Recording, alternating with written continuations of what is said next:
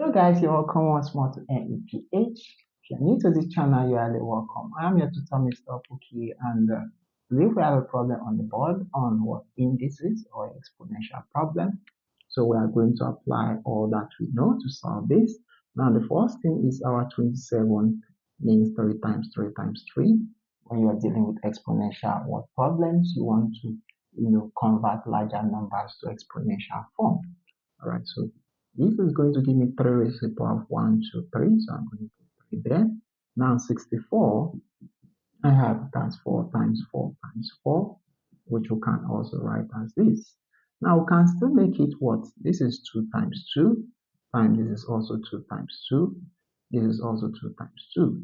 We can still write it as this, but for this problem, I want to use this so that these two powers are the same here. All right, so we have to substitute. Instead of 27, we're going to use this. So I have 3 raised to the power of what? 3 divided by what? 4 raised to the power of 3. Okay, all in bracket multiplied by minus 2 over 3 times what? Now for this part, we can break it as this. Okay, applying our principle of what? Sort.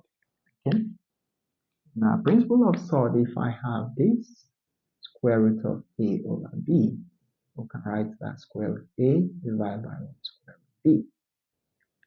Okay, so that is what we applied here, taking the square root of 36 and taking the square root of 100 separately. Now, what about this part? Is there something we can recognize and see? Now, if I have this a raised to the power of n divided by b raised to the power of n, okay, we can write this as a divided by b, okay, all raised to the power of what? We pick one of the powers in n there. So we have this as a divided by b, all in bracket, and we pick one of the powers out there. Okay, so we can apply that, okay, to this aspect. Okay, so if I apply it, this is going to be, so I have my 3 over 4. Okay, so I'm going to pick out one of this power like we did here. So 3 is going to be here. Okay, multiply by what? We have minus 2 over what? 3 times. Now square root of 36 is what? 6, and square root of 100 is 10. Okay, so I haven't gotten that, right? We are now going to solve further. Now we have double power law. If I have a raised to the power of n raised to the power of n, it means a, okay, we are going to multiply this. So that is why we brought out this power, we are using it to multiply what was outside, which is this. Okay, so now this can cancel out. This is 1 1, so we are left with 3 over 4 in bracket raised to the power of what? Minus 2 times 6 over what? 10. Okay, so what can we realize here? Okay, now we can realize from indices that if we have, let's say, okay, if we have a raised to the power of what? Minus 1, we can write it as this.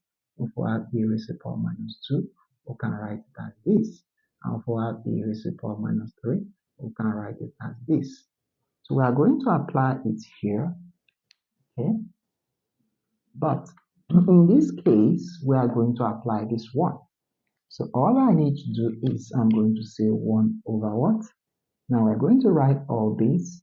So I have 3 over 4, and we put a power of 2. So this inverse has removed the negative what sign. So times, remember we have 6 over what? 10. So let's see what that gives us. So this is going to give us 1 over. Now this square means 3 over 4 multiplied by 3 over 4. So we have times 6 over 1 10 here. All right, so when we solve out this, let's see what that gives us. So we are simply going to multiply 3 times 3 is 9. So I have 1 over, okay, 3 times 3 is 9, divide 4 times 4 is 16. Okay, times we have 6 over 10. Now this, as we can recognize, is the inverse what? Law. If I have, okay, 1 over, let's say we have m over n, it simply means we are going to, inverse the denominator. So n will go up and n will come down. All right. So we are going to apply it on this area. So let's apply it and see. So this is going to give us 16 will go up. Okay, and 9 is going to come down. So times we have 6 over 10. So we have simplified all these complex looking expression to a simple fraction. So here 3 can divide this is 2, 3 can divide this is 3. So we are left with 16 over 3 times what? 2 over what? 10.